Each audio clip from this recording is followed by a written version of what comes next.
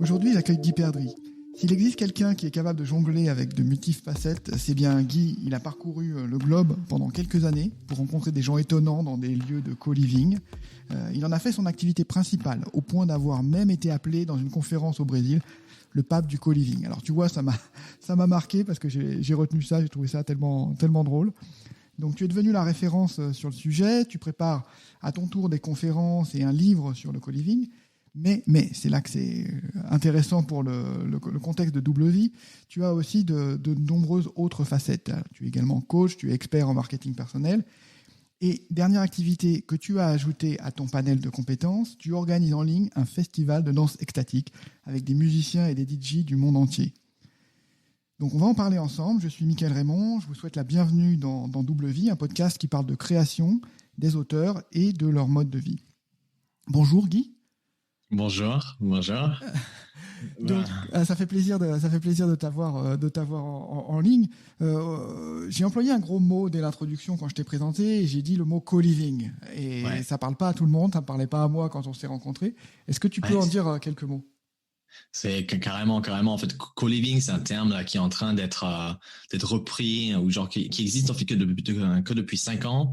Et le co-living traite vraiment de la cohabitation. Ça veut dire des logements où les gens vivent ensemble, donc des logements communautaires.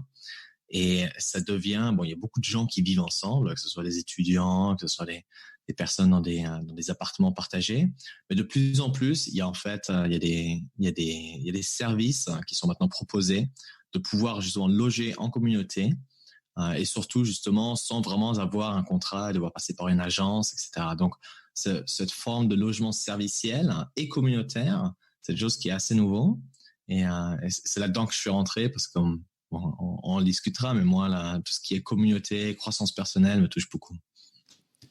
Oui, je me souviens. Alors, à mon époque, on appelait, il y avait un mode de logement qui était la colocation. En fait, on rentrait à plusieurs, mais c'était un casse-tête avec les contrats. Il fallait être tous plus ou moins solidaires. Donc, le co-living, ça simplifie aussi cette partie-là, en fait. Oui, carrément. Et par exemple, moi, j'ai commencé le co-living justement parce que j'étais nomade et j'allais dans des villes que je connaissais pas et je n'avais pas envie de vivre seul. Et aussi, pour être sincère, je n'avais pas les moyens non plus. Et donc, en commençant comme ça, justement, à inviter des amis et à créer en fait des espaces où tu peux vivre avec d'autres personnes qui te stimulent et qui te rendent meilleur, parce qu'il y a aussi la cohabitation, ou même généralement toutes sortes de relations, n'est pas obligée d'être positive. Et donc la grande question, c'est comment trouver en fait les gens avec qui tu résonnes et comment créer une culture qui fait que tu puisses non seulement vivre avec d'autres personnes, mais que cette façon de vie te fasse une meilleure personne en soi. Ok, c'est très très intéressant. Tu disais que tu t'es lancé dans cette voie parce que tu étais nomade. Donc, comment t'as fait ce switch? T'étais pas nomade avant. T'étais sédentaire. Tu vivais à Paris, je crois. Ouais. Qu'est-ce qui t'a poussé à te dire, ok, je pars découvrir le monde et après découvrir également le principe du co-living? C'est qu'en fait, moi, mon passé, c'était que j'étais à Paris, c'était il y a 4 ans, j'avais ouvert un espace de coworking à ce moment-là. Donc, le co-living, c'était déjà rentré dans ma tête, mais j'ai jamais pris d'action dessus. Et il y avait un moment où moi, j'avais un breakdown. Donc, en français, comment on dit en français breakdown d'ailleurs? Ouais, on dit souvent burn-out ou... Un burn-out, ouais. C'est ça. Et donc, il y avait cette journée où vraiment, je m'étais carrément effondré. Et ça m'a appris une chose, c'est que si toi, personnellement, tu ne prends pas de responsabilité pour ton bien-être, personne ne va le faire. Et donc, à partir de ce moment-là, j'ai commencé à changer les choses dans ma vie. Entre autres, la première, c'était de devenir minimaliste. J'ai vendu toutes mes affaires. Jusqu'à présent, j'ai juste un backpack avec environ 70 choses à l'intérieur.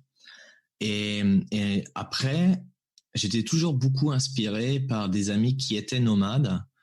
Et en fait, au début, je ne savais même pas pourquoi. Je me souviens, j'avais parlé avec quelqu'un, je lui disais, ouais, je veux devenir nomade parce que je veux avoir de la liberté.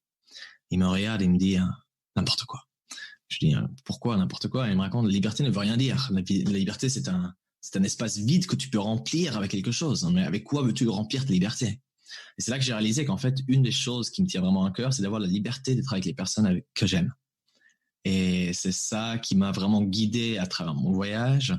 Et d'ailleurs, à chaque fois que j'allais dans un nouveau pays, j'y allais pas, à 99%, j'y allais pour les personnes.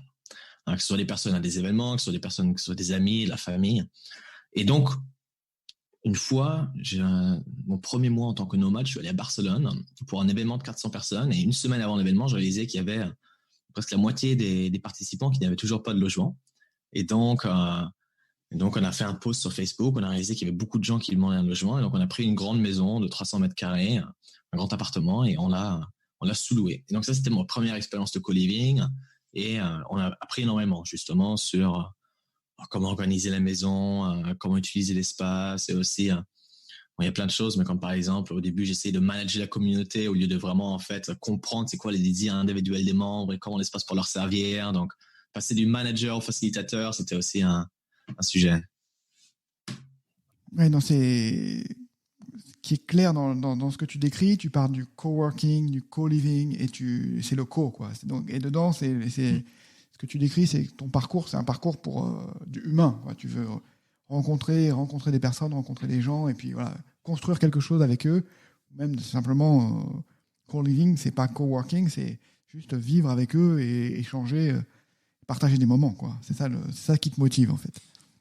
Carrément. Surtout parce que je pense que, genre, de mon expérience personnelle, la majorité des moments dont je me souviens, donc des moments mémorables, la majorité de mes expériences et la majorité de ma croissance aussi, que ce soit personnelle, intellectuelle, je l'ai eu en échangeant avec d'autres personnes. Je pense que ça, tu peux le retrouver dans le livre aussi. Hein, parce que le livre, c'est un échange, en fait, où tu rentres dans le cerveau de quelqu'un d'autre qui t'explique, qui t'amène.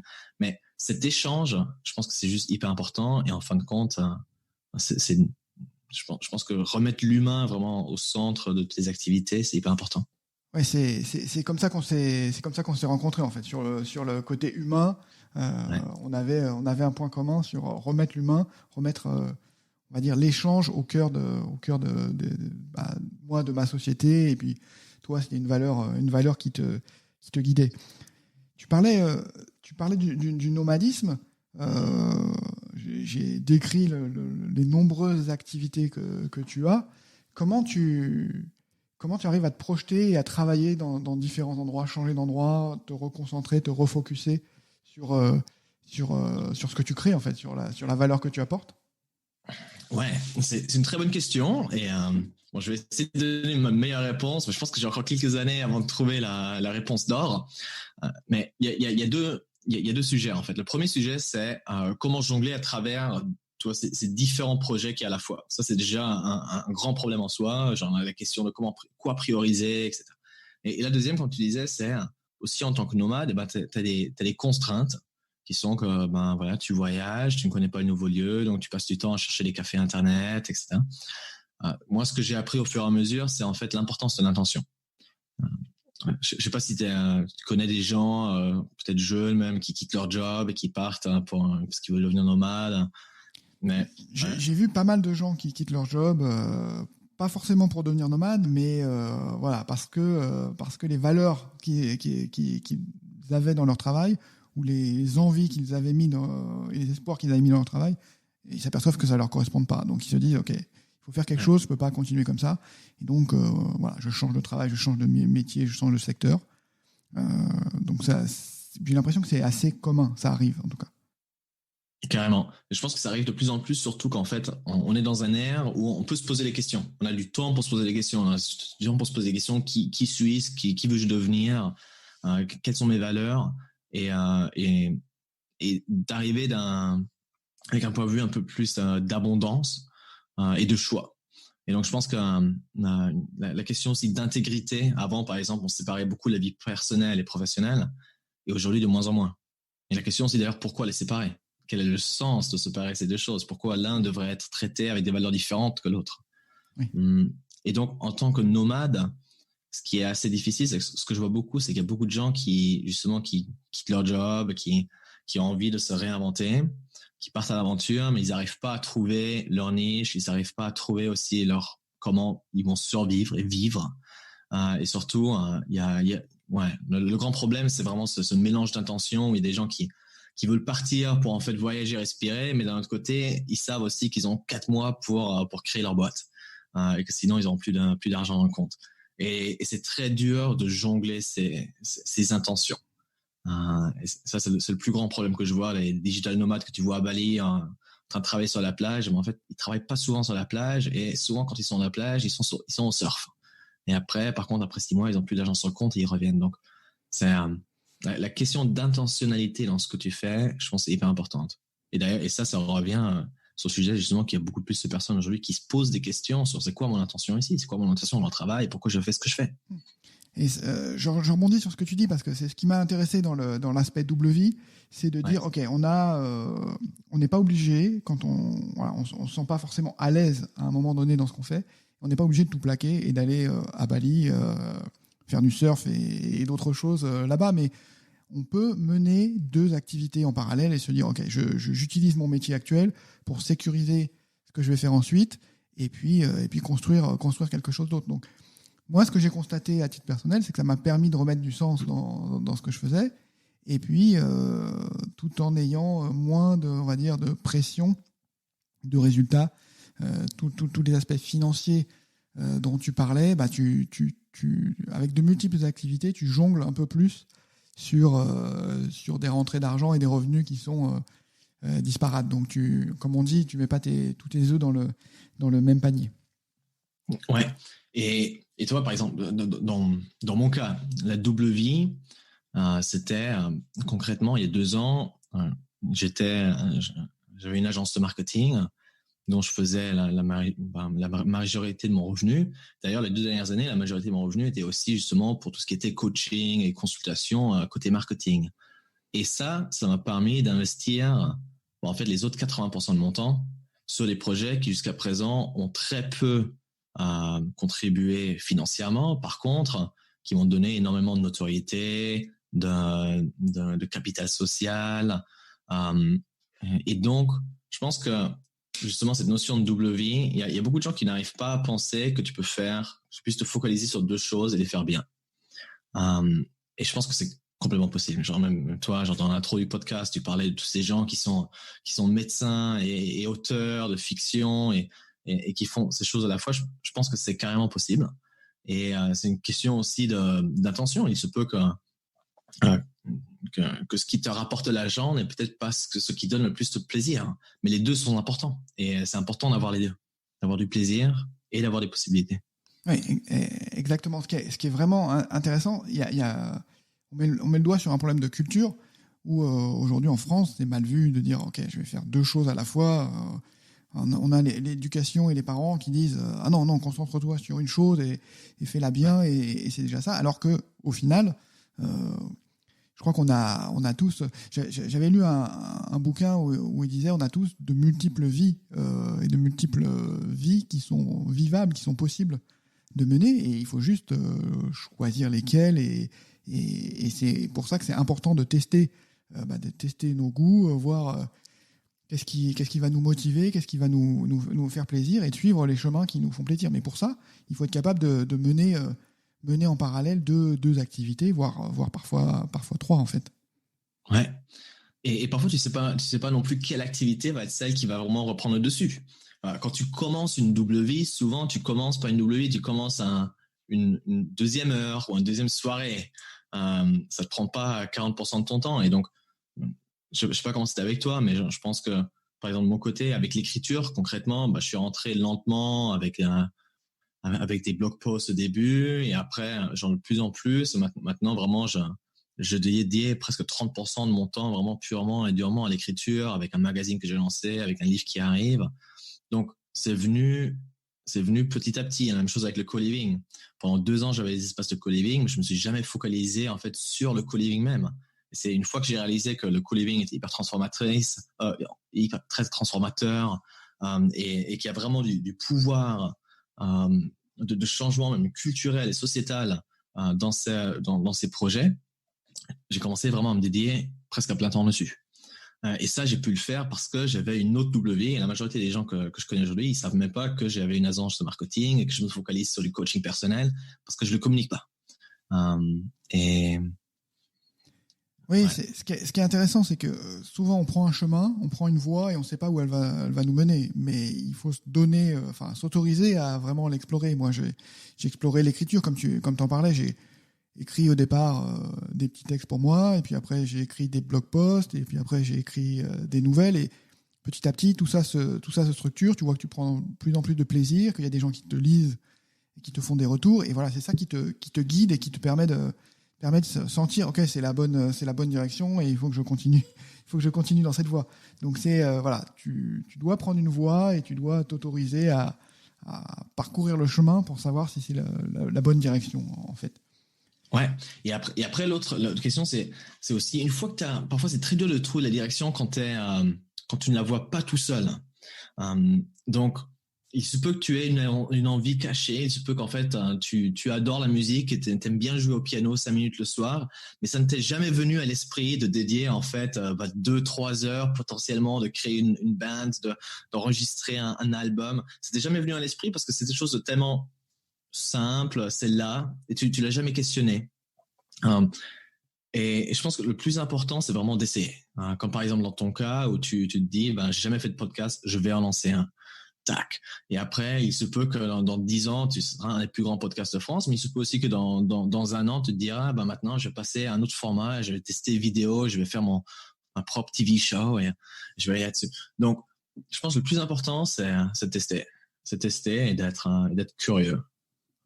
D'être curieux. Ouais, je suis d'accord. C'est l'expérimentation. Voilà, comme les enfants, il faut tester, jouer, modeler et puis voir quel est le résultat et qu'est-ce qui te fait plaisir. Ouais, et surtout cette notion de jeu aussi. Je pense que ça c'est une des choses que je revois aussi dans beaucoup de mes pairs. C'est surtout envers le travail. C'est cette notion de jeu et de plaisir. Et comment est-ce qu'on peut retrouver aussi du plaisir et du jeu dans ce qu'on fait professionnellement? Parce que c'est carrément possible. Et d'ailleurs, c'est souvent les meilleurs textes que j'ai écrits, c'était quand j'étais joyeux, quand j'étais radiant, quand j'avais de l'énergie, quand j'avais du désir. C'est là que sortent les pépites d'or. Et donc la question, c'est comment. C'est une question aussi sur justement comment soutenir cette énergie créative. Ouais. Et justement, quand tu es en train de finaliser ton livre sur le co-living, comment tu sais, t'es nomade, tu bouges, comment tu sais que c'est le moment d'écrire, comment tu décides de te poser? Est-ce que tu dois te faire violence au début? Comment ça se passe? Pour moi, à ce stade de ma vie, je suis très influencé par mon environnement. Donc, par exemple, en janvier, là, il était vraiment temps que j'écrive mon livre. J'avais commencé genre un chapitre ou deux. Et donc, je me suis dit, OK, je vais aller à Buenos Aires parce qu'il y avait un de mes meilleurs amis qui était là-bas. Et je sais que lui, il a une vie hyper rigoureuse. Il se réveille tous les matins à 6 heures. Lui, entre 7 et 9, il est au café, il est en train d'écrire. Après, il va à l'espace de coworking. Donc, ça, en fait, je suis rentré dans sa vie et je m'en ai servi pour tous les jours. Tous les jours, j'ai claqué 2500 mots. Donc, et ça, c'était hyper productif. À partir du moment où je suis parti, et j'ai recommencé à voyager, je suis allé au Brésil, j'ai fait des conférences, je suis revenu en France, en Europe, j'ai arrêté d'écrire. Donc, pour moi, pour l'instant, le plus grand challenge, en fait, c'est une question, c'est pas trop la motivation, mais c'est la priorisation. Et aussi la motivation, je pense. Parce qu'en fait, en tant qu'auteur, surtout moi,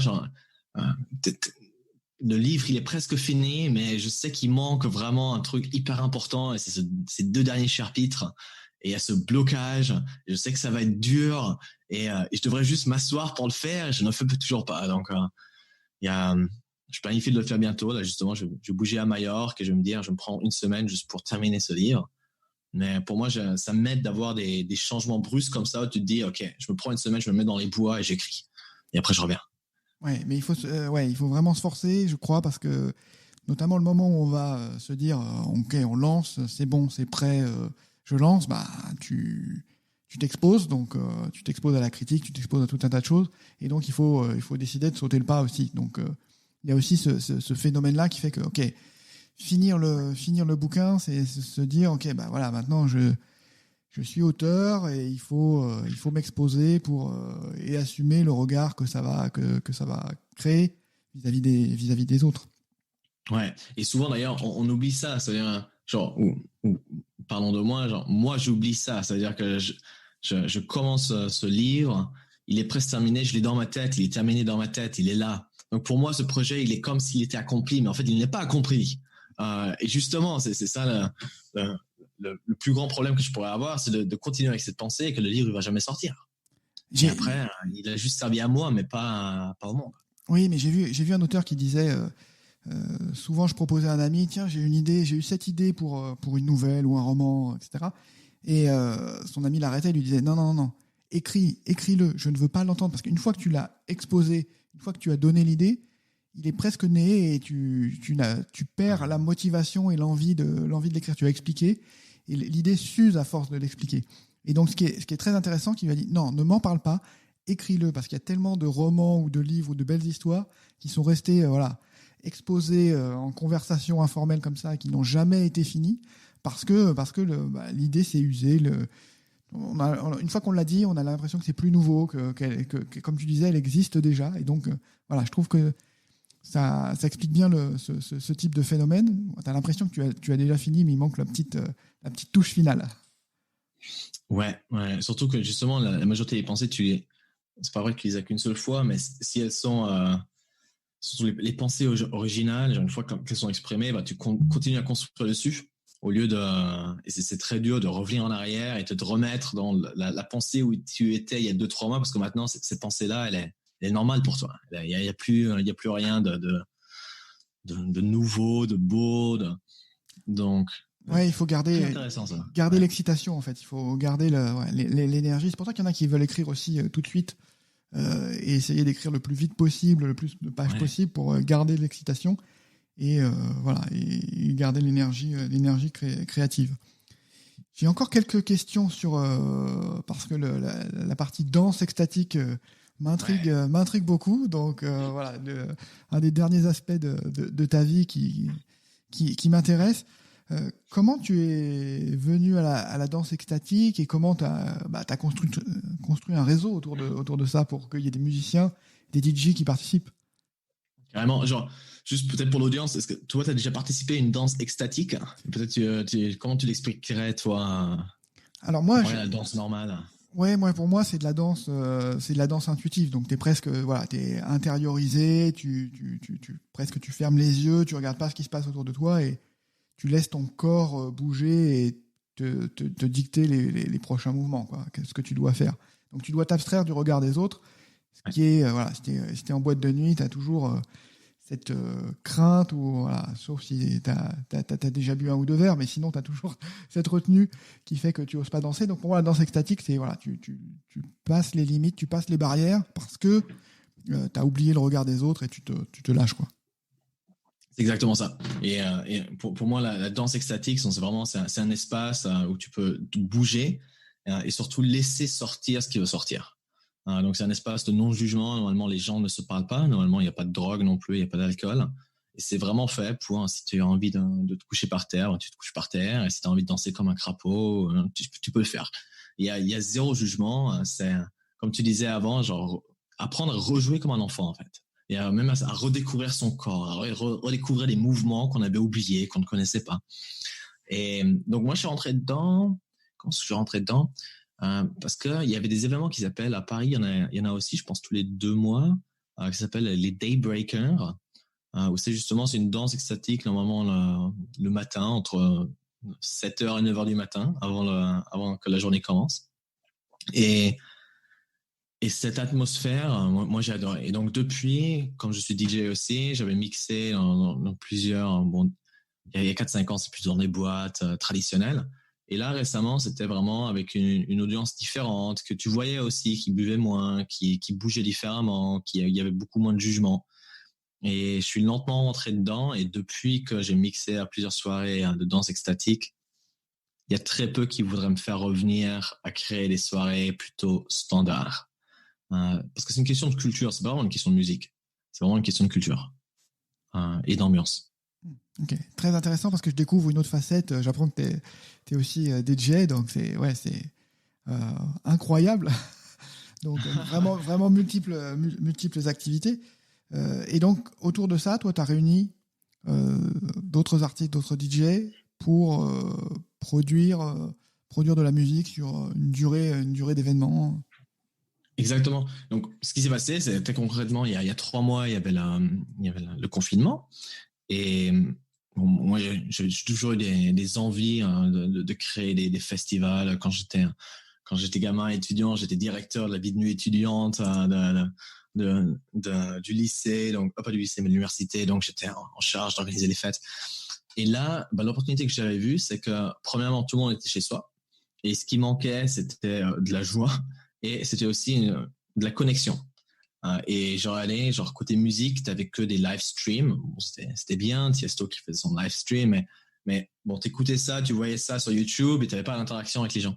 Et donc, l'opportunité qu'on a vue, c'était tout simplement, il y a plein d'artistes qui pour l'instant voudraient jouer mais ne peuvent pas. Il y a plein de gens qui voudraient écouter et qui voudraient peut-être danser et connecter avec les autres mais qui ne peuvent pas non plus.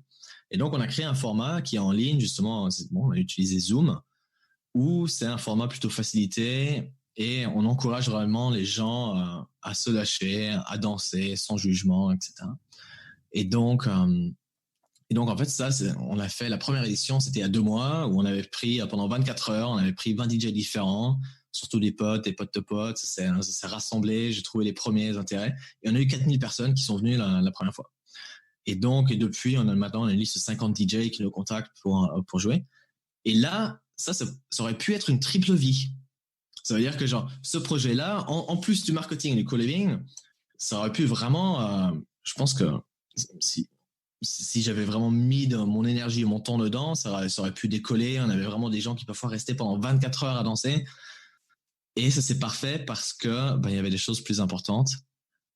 Et que moi, là, ce que j'ai aussi vécu récemment, c'est que c'est aussi difficile de faire les choses bien quand ton temps est partagé par 3, 4, 5 projets. Et donc, moi, personnellement, j'ai préféré de mettre ça en pause, de me focaliser d'abord sur les choses les plus importantes comme mon livre, et après voir où ça mène. Donc, je me facilite plutôt avec une double vie qu'une triple vie pour l'instant. Oui, tu t'es mis limite une barrière à ne pas dépasser. 2,5, c'est pas mal. Ouais, tu prépares toujours la suite quelque part. Voilà, donc. Ouais, et après il y a une chose qui va sortir. Ça veut dire que je me vois très bien, par exemple, dans 2 ans, ne plus rien faire avec le côté marketing, parce que je le ferai moi-même sur mes propres projets, mais de vraiment laisser tomber tout ce qui est l'agence. Et après, ça pourrait être juste co-living et peut-être musique. Peut-être dans le côté musical, ça me fait vraiment beaucoup de plaisir. Je pense qu'il y a peut-être des choses à explorer. Mais voilà, pour l'instant, la décision à prendre, c'est toujours la même question, c'est où mettre ton temps et ton énergie, parce que c'est la seule ressource surtout le temps qui est fini. Et donc, voilà. Donc là, j'ai décidé de rester sur les 2 grands piliers de ma vie et voir le 3e. On va nourrir un petit peu à droite à gauche. Je vais faire peut-être des petites soirées quand je serai dans un mois de 3-4 heures, mais ça va pas être des grandes soirées de 24 heures avec 10 000 participants. Bon, c'est excellent, Guy. Merci pour ton temps. C'était passionnant. Je te tiens au courant pour la suite du podcast parce que c'est un peu grâce à toi que je me suis lancé là-dedans. Donc, voilà, à suivre. Merci encore. Et puis, voilà, à très bientôt, à une prochaine, à Paris quand tu passes. Merci Michael. Merci, au revoir. Ciao.